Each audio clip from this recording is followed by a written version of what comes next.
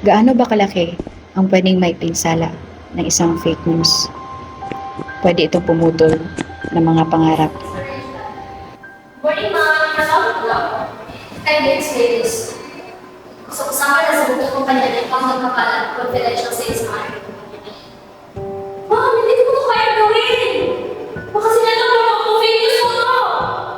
Kung fake news yan, send up or anything in between, wala ka rin. Sira kami ang reputasyon ng kumpanya. I'm sorry, miss. We have to fire you. Ma'am! Pwede itong sumira ng mga relasyon.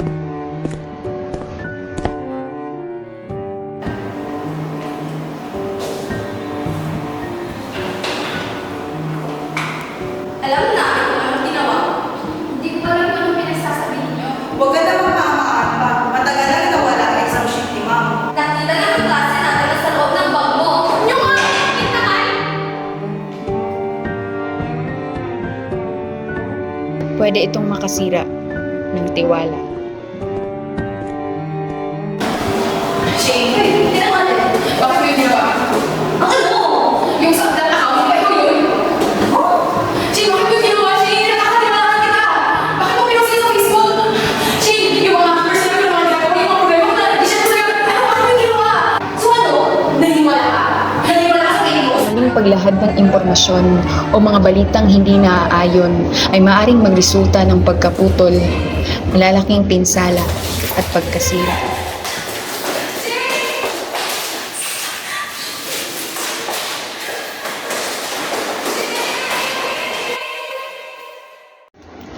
Ngunit hindi lahat ng pagkaputol ay pinsala ang dala.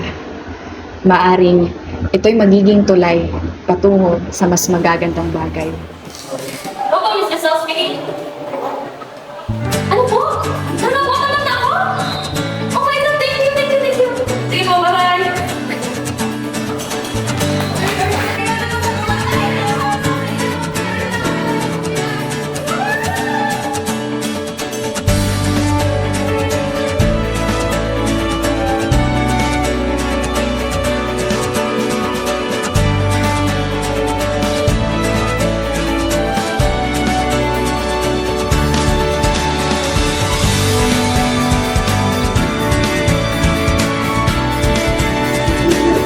May mga bagay na hindi na maibabalik pa.